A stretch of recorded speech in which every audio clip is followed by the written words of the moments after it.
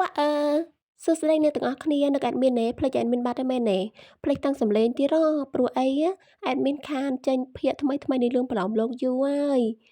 ចឹងគិតទៅតាំងពីខែ2ខែ3មកខានចេញភាគថ្មីភាគបន្តឲ្យអ្នកទាំងអស់គ្នាហើយក៏មាន fan មួយចំនួនបាន comment សួរតែ admin អត់បានតបទេអវល់ពេកអវល់រៀបដើម្បីបោះពុម្ពសាច់រឿងដែល admin បានសរសេរឲ្យផងនៅក្នុង channel YouTube ទាំងប្រហែលគឺបោះពុម្ពចេញជាសៀវភៅទាំងអស់ហើយសៀវភៅបានមកដល់ដៃបើ admin ណាអ្នកទាំងអស់គ្នានេះគឺជាសម្រស់សៀវភៅស្អាតមែនទែនក្របរឹងបែប dark purple กระดาษកៅអំពើទន់ហើយមានក្លិនក្រអូបទៀតហើយកម្រាស់សៀវភៅវិញតែ300ទំព័រជាតិចតួចទេអានតែបន្តិចចប់ហើយព្រោះជក់ខ្លាំងនិយាយទៅគ្រាន់តែឃើញសម្រស់តួឯករបស់យើងឡើងញាក់សាច់សាហាវហ្មងអ្នកទាំ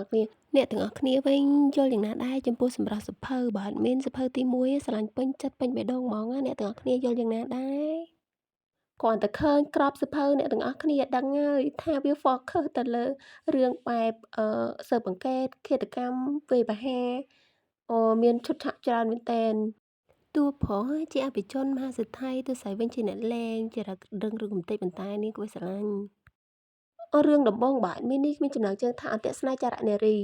គាត់នៅឃើញក្របពណ៌ dark purple បែបហ្នឹងដឹងហើយថាសាច់រឿងហ្នឹងគឺវា focus ទៅលើ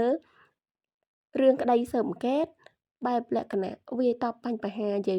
ទៅគឺមានគ្រប់រសជាតិក្នុងហ្នឹង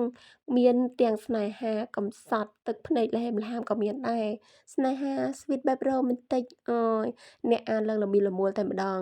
អ្នកទាំងអស់គ្នាកុំភ្លេចជួយគាំទ្រ admin ដោយការជឿសៀវភៅទាំងអស់គ្នាផងណាហើយ admin ក៏សូមអធិស្ឋានចំពោះប្រិយមិត្តមួយចំនួនដែលបាន comment សួរថា admin មាន page ថ្មីឬក៏ channel YouTube ថ្មីអត់ admin អត់បានតបទេប៉ុន្តែសូមតបក្នុងវីដេអូនេះតែម្ដងទៅថា admin មាន page ប៉ុន្តែ channel YouTube admin អត់ទាន់បានបង្កើតទេបើបង្កើតពេលណា admin នឹងប្រាប់អ្នកទាំងអស់គ្នាមុនគេណាកុំភ្លេចជួយ support ផងអរគុណច្រើនបាយបាយ